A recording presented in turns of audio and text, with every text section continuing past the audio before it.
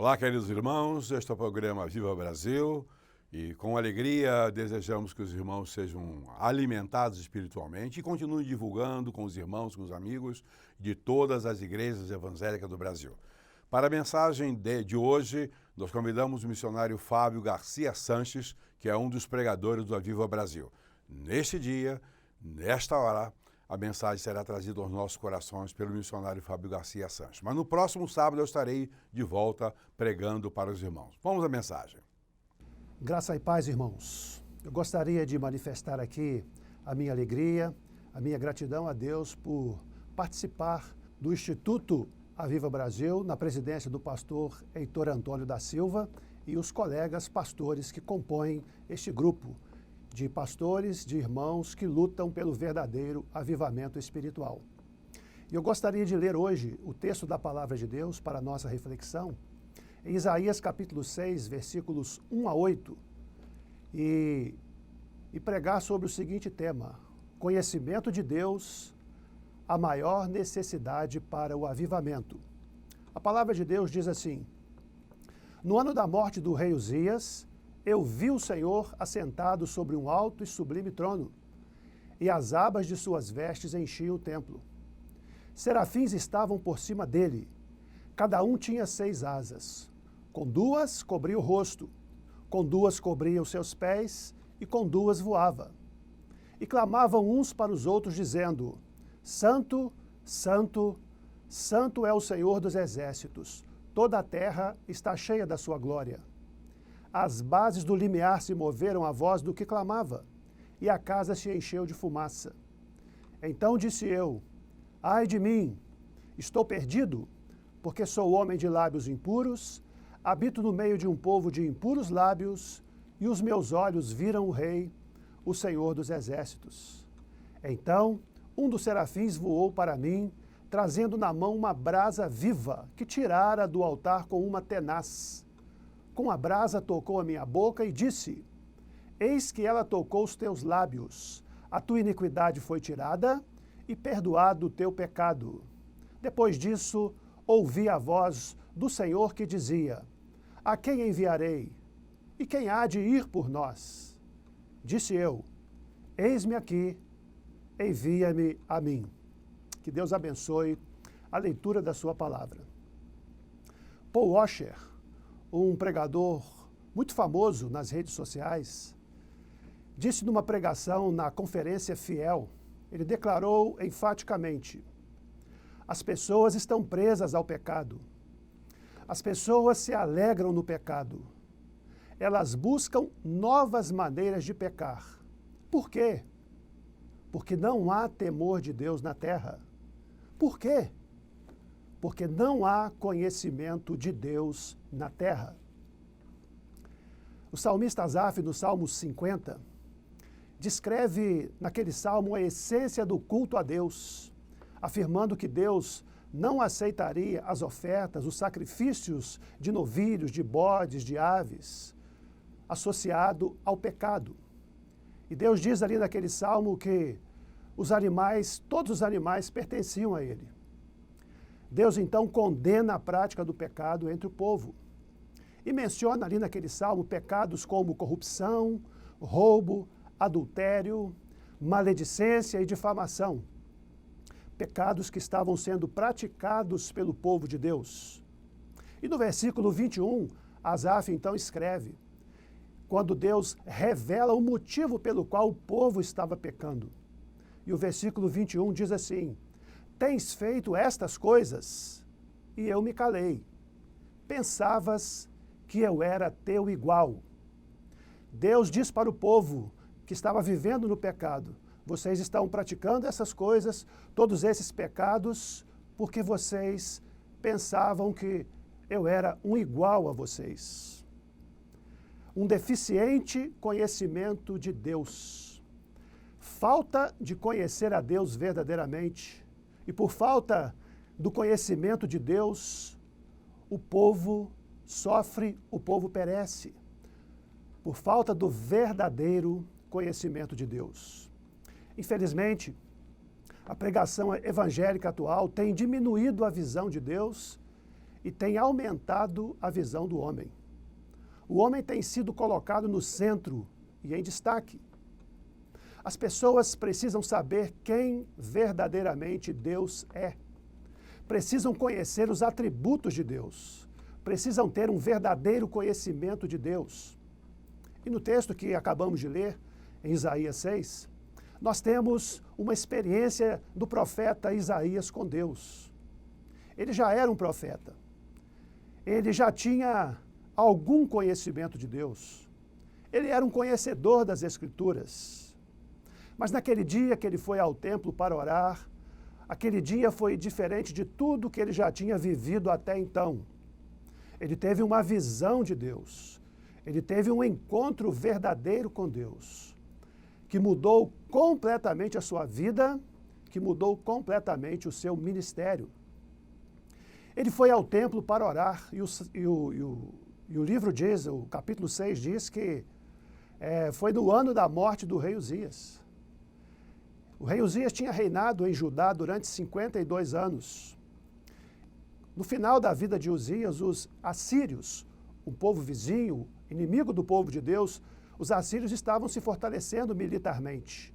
E eles vinham conquistando as nações vizinhas, ameaçando o povo de Deus. Talvez Isaías tivesse ido ao templo para orar, para pedir a proteção de Deus. Talvez Isaías estivesse com medo, pois o novo rei, Jotão, o filho do rei Uzias, era jovem, inexperiente, ele era uma incógnita. Ninguém sabia o que seria o governo de Jotão. Então Isaías vai orar. Isaías, então, tem uma visão utilitária de Deus, como é a visão que muitas pessoas também têm. Nós procuramos a Deus por causa dos nossos interesses. Nós procuramos a Deus por causa das nossas necessidades. Nós estamos muito focados em nós. E muitas vezes temos nenhum interesse ou muito pouco interesse em conhecer a Deus verdadeiramente, conhecer a vontade de Deus para a nossa vida. Mas nesse dia, Isaías teve uma visão de Deus. Ele conheceu a Deus verdadeiramente, ele viu quem de fato Deus era. E essa visão de Deus transformou a vida deste homem. E eu gostaria de convidar você para acompanhar comigo algumas realidades que Isaías conheceu nesta visão de Deus. A primeira realidade que Isaías conheceu foi a soberania de Deus. Ele viu ali o senhorio de Deus. E o texto diz o seguinte: eu vi o Senhor assentado sobre um alto e sublime trono. O verdadeiro Deus é rei. O verdadeiro Deus governa. Ele manda. Ele está no comando do universo. A Bíblia toda apresenta Deus como que assentado no trono.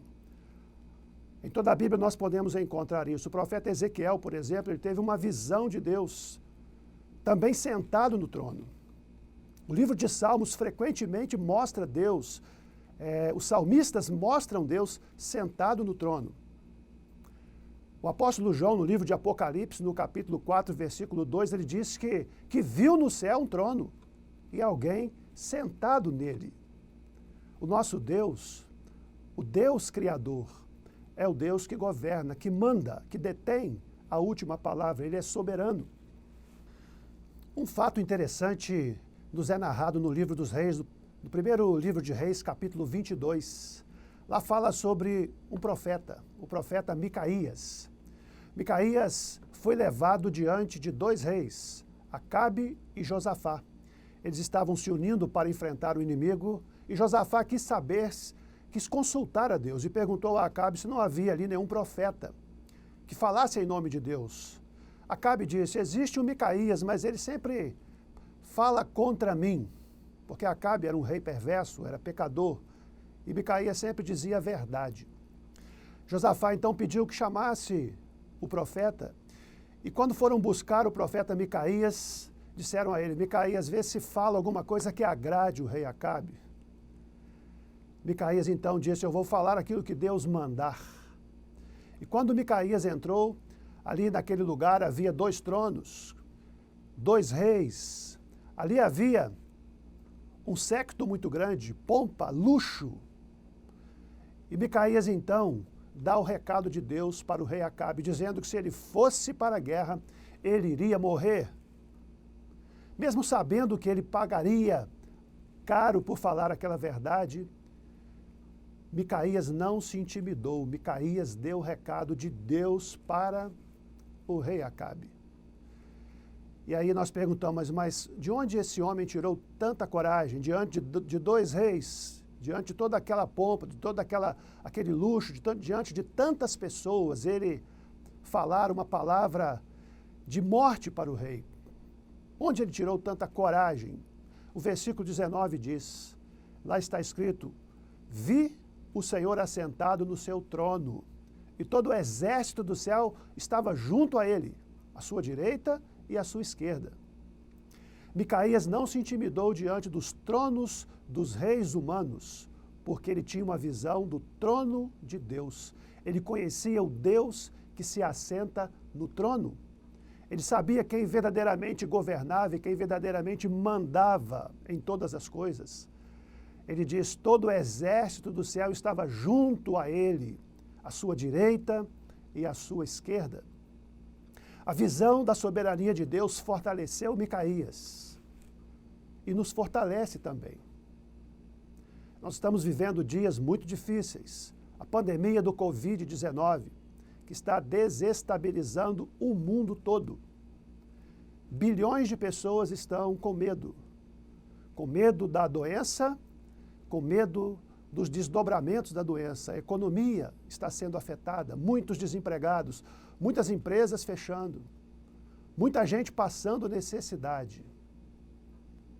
Mas o nosso Deus, isso pode surpreender o mundo, pode surpreender os governos, pode surpreender os reis, mas isso de maneira nenhuma surpreende a Deus. O nosso Deus continua no controle de todas as coisas.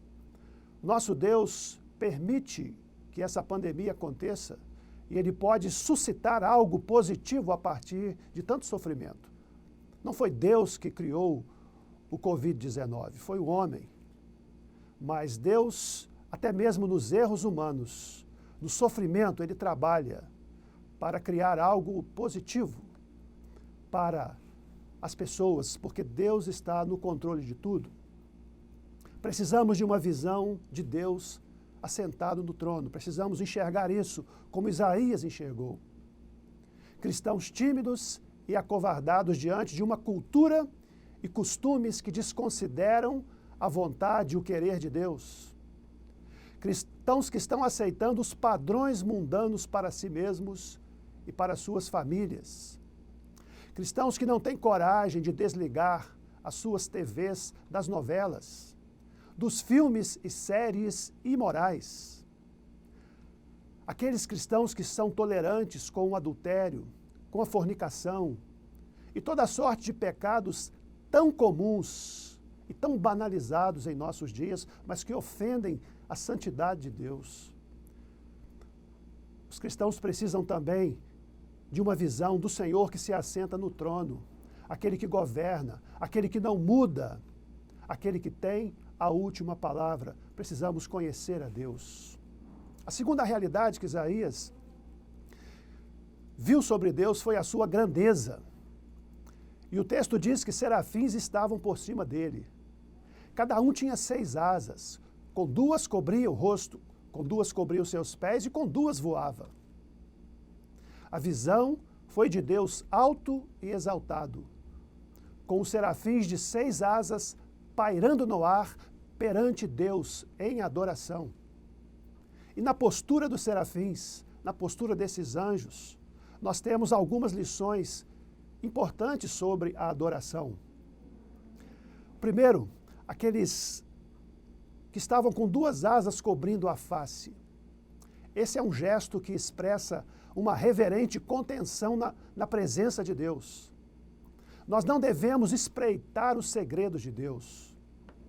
Nós devemos estar contentes com o que Deus nos revelou, com o que Ele revelou na Sua palavra. Diz que um homem, certa vez, chegou para Agostinho, o grande Agostinho, Santo Agostinho, perguntou a ele O que Deus estava fazendo antes de fazer o mundo? Agostinho então respondeu para ele: Deus estava fazendo o inferno para as pessoas que fazem perguntas como você me fez. Agostinho deu um choque daquele homem para mostrar a irreverência do seu interlocutor. Quando nós alcançamos o limite máximo daquilo que a Escritura diz, nós devemos parar de discutir e começar a adorar. A face coberta do serafim nos ensina isso, uma reverente contenção na presença de Deus. Contentar-nos em saber o que Deus nos revelou e não espreitarmos os segredos de Deus. As duas asas que cobriam os pés expressam o espírito de autoanulação na presença de Deus. Adoradores verdadeiros querem se colocar fora de cena para não atrair atenção para si mesmos. É como João Batista disse: convém que ele cresça, que Jesus cresça e que eu diminua. Verdadeiros adoradores também cobrem os seus pés, saem de cena para o Senhor Jesus aparecer. E os serafins com duas asas pairando no ar, como o beija-flor paira no voo, pronto para disparar para qualquer lado. O adorador também está na presença de Deus, pronto para obedecer a Ele. Essa prontidão para a obediência pertence ao espírito do verdadeiro adorador. Ele obedece, ele está pronto para obedecer a ordem do Senhor. Isaías também teve um terceiro entendimento, uma terceira realidade, que foi da proximidade, da onipresença de Deus. O texto diz que os serafins diziam: toda a terra está cheia da sua glória. Santo, santo, santo é o Senhor dos exércitos. Toda a terra está cheia da sua glória. Como Isaías, nós sabemos que não podemos escapar da presença de Deus. Deus está presente em todos os lugares. Ele é onipresente. Para as pessoas que amam a Deus, isso é uma notícia maravilhosa, pois sabemos que Deus estará conosco em todos os momentos, até nos momentos mais difíceis da vida. Quando estivermos talvez internados numa CTI, não estaremos sozinhos. Deus estará lá conosco, estará presente junto de nós. Mas para aqueles que são mal intencionados, para aqueles que desejam viver uma vida no pecado, a onipresença de Deus é uma notícia apavorante, pois Deus está absolutamente de olho em tudo o que acontece. Se essa verdade fosse mais crida, seria um grande freio moral para os homens, pois pensaríamos muito antes de protagonizarmos determinadas cenas, tais como adultérios, fornicação, pornografia, fofoca, maledicência, mentira, vingança, ódio. Como praticar essas coisas sabendo que Deus está presente, está junto de nós, está assistindo tudo, está anotando tudo e vai pedir conta de tudo? Precisamos resgatar a visão do Deus que está próximo a nós, o Deus onipresente que está conosco, que está próximo, que está junto de nós. Isaías viu essa realidade. A quarta realidade que Isaías viu foi a pureza de Deus. Isaías diz, o texto diz que quando ele teve essa visão toda da santidade de Deus, da pureza de Deus, ele disse: ai de mim, estou perdido, porque sou homem de lábios impuros, habito no meio de um povo de impuros lábios, e os meus olhos viram o Rei, o Senhor dos exércitos. Isaías, quando viu a pureza de Deus, ele falou: eu estou liquidado, estou fulminado, porque eu sou um pecador.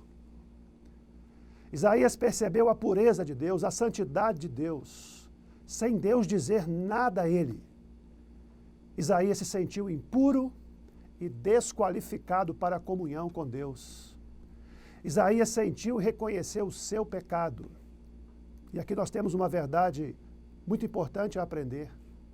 Toda pessoa que está centrada em Deus, com uma visão correta de Deus, reconhecerá a sua falta de qualificação para permanecer na presença do Criador. Quando a pessoa é centrada em si mesma, ele não percebe seus erros, ele se acha justo, ele se acha bom, ele se acha melhor do que os outros. Mas quando olhamos para Deus, quando enxergamos a Deus verdadeiramente, nós aproximamos da luz e começamos a ver os nossos erros, os nossos pecados. Isaías falou de um pecado que afeta todos nós, os pecados da fala, da língua, das palavras. A palavra de Deus diz que a boca fala do que o coração está cheio. As nossas palavras revelam o nosso interior. Isaías reconheceu ali que o seu interior era pecaminoso, era sujo e precisava de purificação, como todos nós precisamos. Nós podemos usar o dom de falar para expressar malícia e humilhar os outros.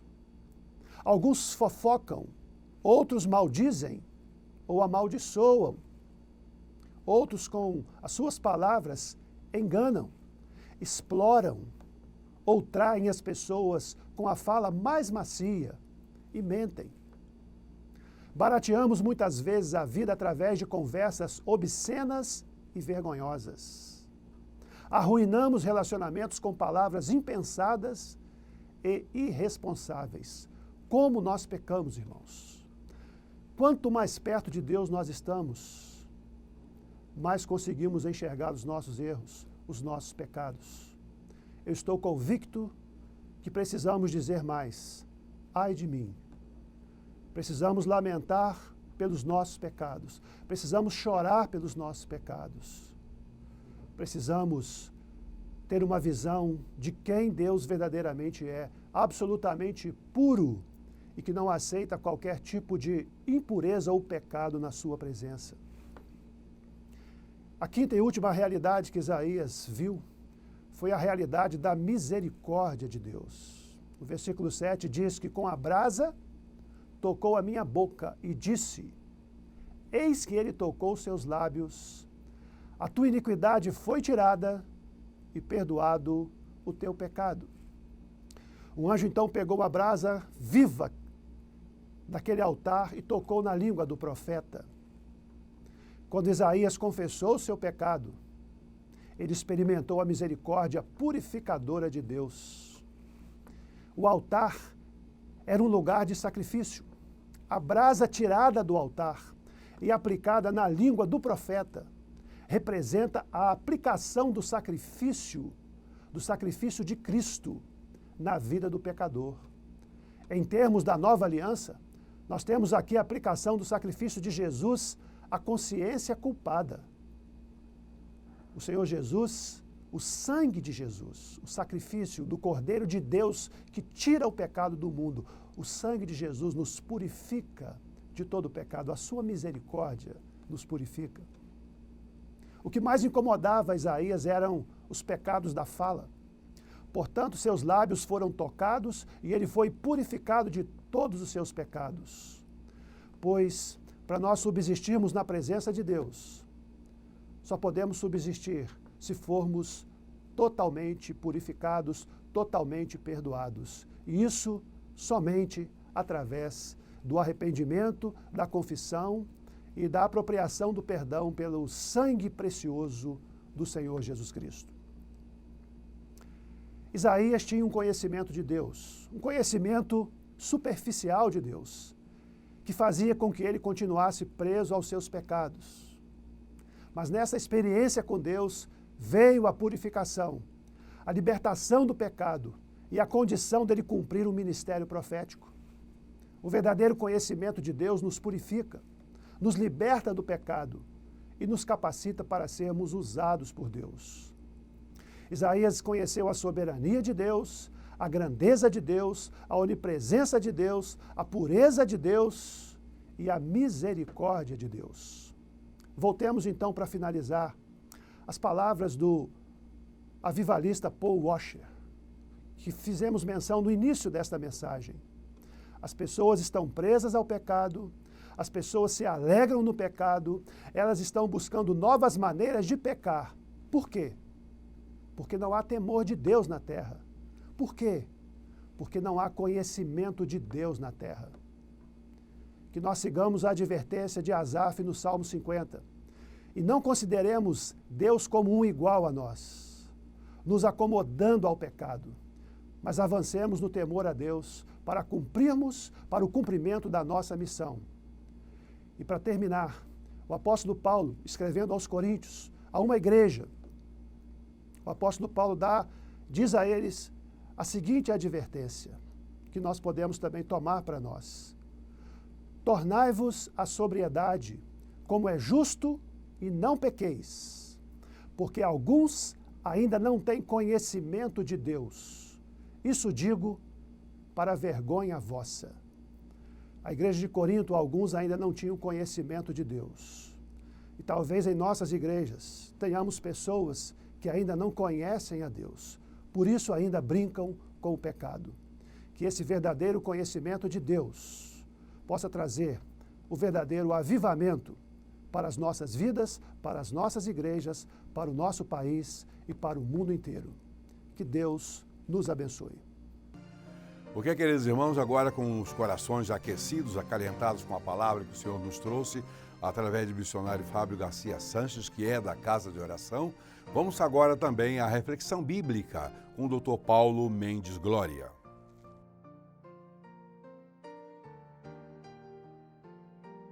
Há um termo na Bíblia não citado, que é a morte de José, o pai de Jesus. Fato este não narrado. Já no Evangelho de Lucas, o pesquisador Lucas relata a vida de Jesus desde o nascimento e a relação com seu pai até os 12 anos, no episódio que Jesus é encontrado no templo. Após isso, segue o batismo de Jesus, a tentação e a volta para Galileia. É certo que depois do batismo de Jesus, ele segue para o deserto e inicia os seus 3 anos de pregação. Sabemos que naquela época era uma desonra na família o filho mais velho de deixar a casa, pois a sua função era acompanhar o pai na sua profissão. Então Jesus só saiu de casa após a morte de José. Mas acontece uma pregação numa sinagoga em Nazaré, sua cidade. Ela será elemento-chave para a compreensão da morte de José. Para entender melhor, vamos ao rito judaico acerca da morte e sepultamento. Primeiro tinha o Shivar, são 7 dias de luto. Durante uma semana, os parentes não iam à sinagoga e por 3 dias não saíam de casa. Depois o Shiloshim, a cerimônia de 30 dias de luto. A família não participava dos atos festivos. E terceiro, Yatzeit, que era o primeiro ano de falecimento. Era feita uma oração na sinagoga com a família, recitando o Kadish em aramaico. E o Kadish é uma prece lida no funeral pelo filho mais velho, dando ênfase à glorificação e santificação do nome do Senhor. Uma expressão pública de fé face à dor e tristeza. Agora é preciso fechar o raciocínio. Voltemos então ao Evangelho de Lucas, no capítulo 4, dos versos 14 a 22, quando Jesus volta a Galileia. Jesus volta a Nazaré para prestar Yatzeit e ler o Kadish na sinagoga. Após 1 ano de falecimento de seu pai, ele estava liberado para o ensino da palavra. Deram-lhe o Neviim, o livro de Isaías, passaram para a mão dele e ele leu o Kadish, dando exaltação ao nome do Senhor. No verso 1, o Espírito de Deus está sobre mim, porque o Senhor me ungiu. E a palavra de conforto ao luto, no versículo 3, a ordenar acerca dos tristes de Sião, que se lhes dê coroa em vez de cinza, óleo de alegria em vez de pranto, e manto de louvor em vez de espírito deprimido. Lembremos que jogar cinza na cabeça, pranto, vestir panos de saco, eram atitudes comuns de quem estava sofrendo em um luto. Isso indica que Jesus leu o Kadish quando completou 1 ano da morte de José. Concluímos, então, que Jesus só iniciou a sua jornada de ensino da palavra após essa leitura.